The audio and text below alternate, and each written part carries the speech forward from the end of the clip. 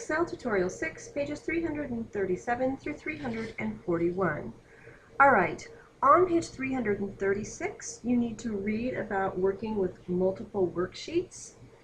And that goes on up to the top of page 337 about copying worksheets. When you have all that read, we'll move on to copy the quarter one worksheet and create the summary worksheet. All right, click the quarter one sheet tab, okay? Press and hold your control key as you drag the worksheet to the left of the documentation worksheet. The pointer changes to a little like white piece of paper with a white arrowhead, and a triangle indicates the drop location. We've done this before. All right, with your left mouse button, control, click on quarter one, drag to the left, let go of the mouse, let go of control. Okay?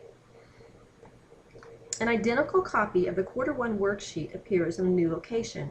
The sheet tab shows quarter one and then in parentheses 2 to indicate it's the second iteration of that sheet, to indicate that this is the copied sheet. Step number 3, rename this new worksheet Summary. Okay?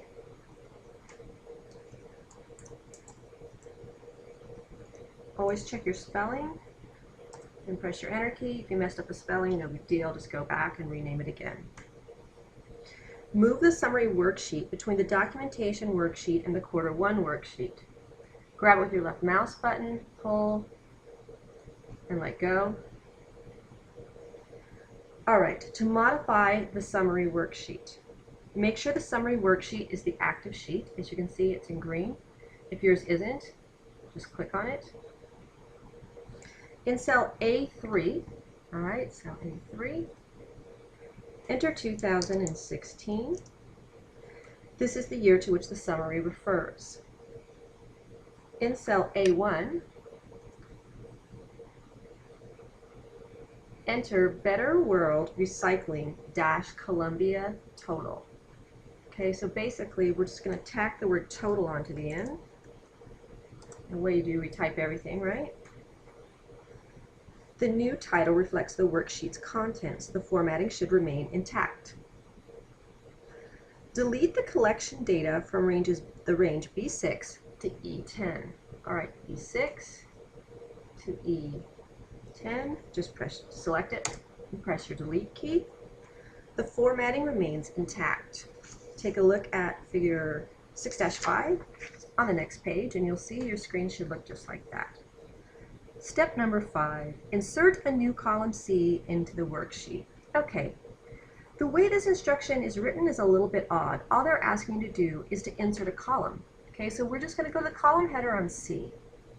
Okay, and we're going to go on our Home tab in the Cells group, and we're just going to click Insert. So the column that was C becomes D, and we inserted a new column, and it becomes C. It was written a little bit, the instruction was written a little bit odd, and that's all you have to do. Okay, that's it. Okay, again, because this was written in a strange manner, when you insert a column, okay, you click on the column header, the new column is going to go to the left. Okay, so with the column header on C selected, we're just going to pop right over here to our Cells group, hit Insert, column C, move to the right, it became D, and we have a new column, which is C. Okay, in the range B5 to E5, 5 to E5, which is right there, okay, we're going to enter these values. All right, quarter 1, quarter 2, quarter 3, and quarter 4 are our entries. All right, quarter 1, quarter 2, we could have drug this. 3, and quarter 4 are our labels, right? Copy the formula in cell B11 to cell C11. So we're going to go B11, because you see this one doesn't have a formula. If you click on it, it's blank. All the rest of them have formula in them, so boom, got it. That's it. That's all you have to do. Quick save, please.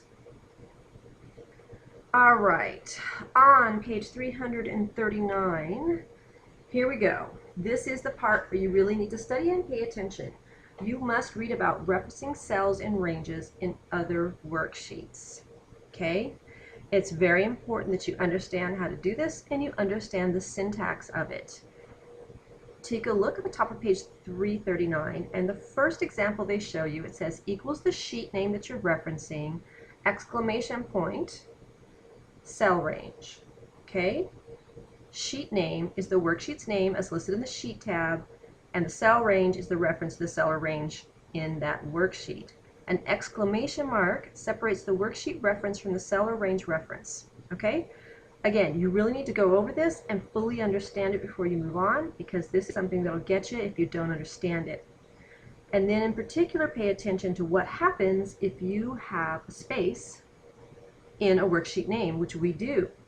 Okay, then you have to do something different in order to accommodate that. So please take a look and make sure you understand exactly what it is. Do not move on until you have read page 339. Okay? Once you've done that, we're going to move to the bottom of page 339 to enter the formula that references the summary worksheet. Click the Quarter 1 Sheet tab. Okay?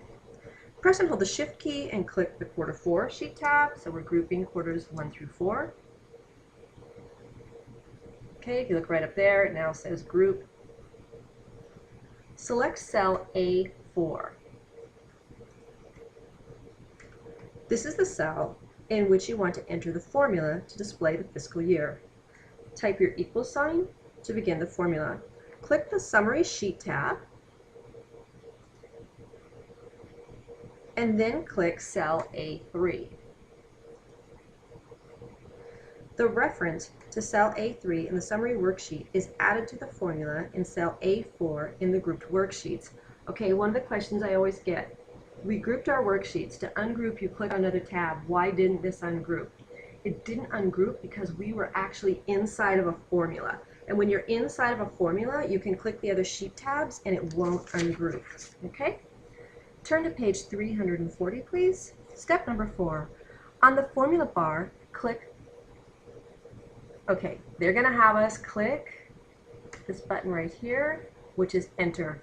Okay, you can certainly do this. Go ahead and click it. However, you could have also have pressed your Enter key. They both do the exact same thing. I don't think we've ever worked with that before, simply because it's not convenient to me. However, you do need to know it's there, and if you like it, use it, but please know that it's simply Enter and you could have pressed your Enter key. Okay, step number 5. Go to each worksheet in the group and verify that the formula equals summary exclamation point A3 appears in the formula bar and 2016 appears in cell A4. There it is, there it is, and there it is. Step number 6, go to the summary worksheet. The quarterly worksheets are now ungrouped. And remember, that's because we were no longer inside of a formula. So now when we click on another tab, it ungroups them. In cell A3, enter fiscal year, space, dash, space 2016. Okay, so we're going to change this to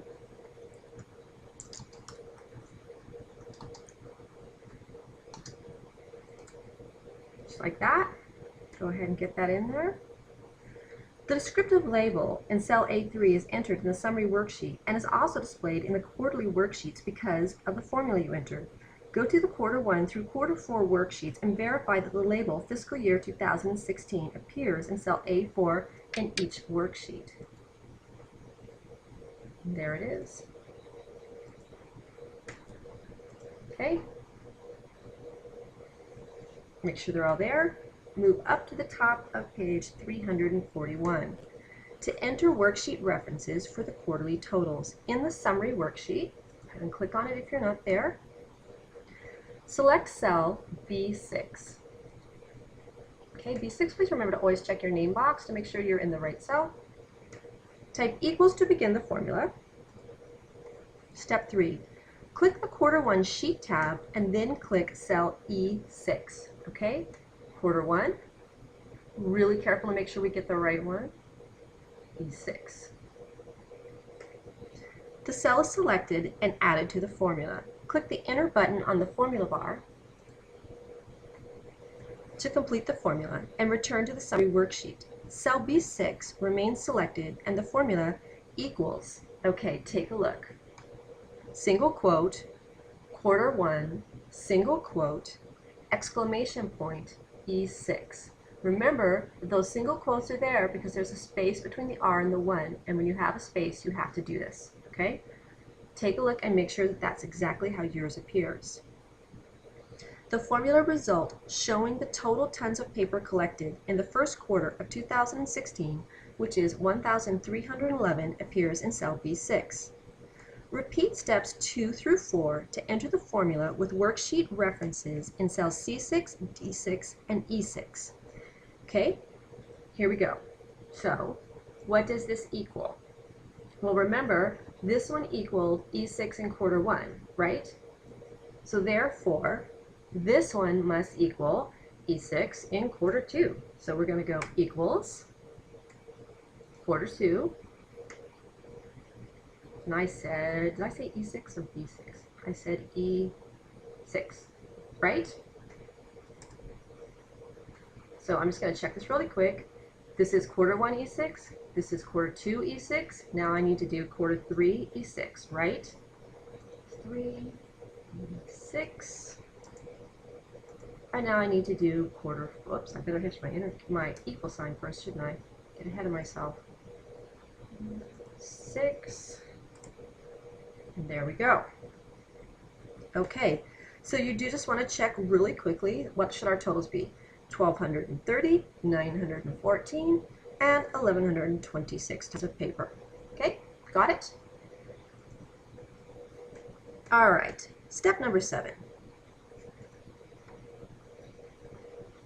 Click the Autofill Options button and click the Fill Without Formatting Options button. You didn't copy the formatting in this case because you want to keep the bottom border formatting in the range B10 to E10. And now, because I clicked off to show you something, I don't have it. So let me just go like that. Okay. And I get my quick analysis instead. So now, for fun, because I was showing you something instead of following the book's instructions, I'm going to hit undo. And I'm going to do this again. Equals 4. I'm going to press it just like they told me to. And I still don't get it. And this is why you shouldn't skip a step, because I was working a step ahead. So if we actually did step 6, I'd get my autofill options button, wouldn't I? All right, select the range B6 to E6. All right, so B6 to E6. And then drag the fill handle over the range B7 to E10. Okay, so we're just going to grab our fill handle and we're going to pull down just like that. And then look at that, we will get the autofill options button, okay, which we are going to click on.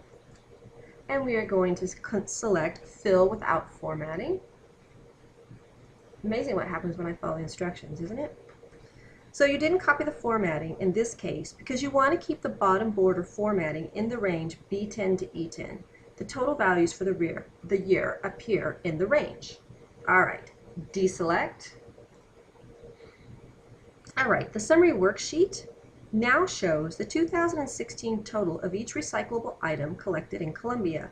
The formula in cell F11 that was copied with the worksheet shows the total of all items collected. Okay, so basically what I want you to do now is take a look at what you have on your screen and compare it to figure 6-9 on the bottom of page 341. Ensure that everything is exactly the same, and if it isn't, we need to go back and you can make your corrections. If everything is the same, please hit your save icon and you're ready to move on to the next video.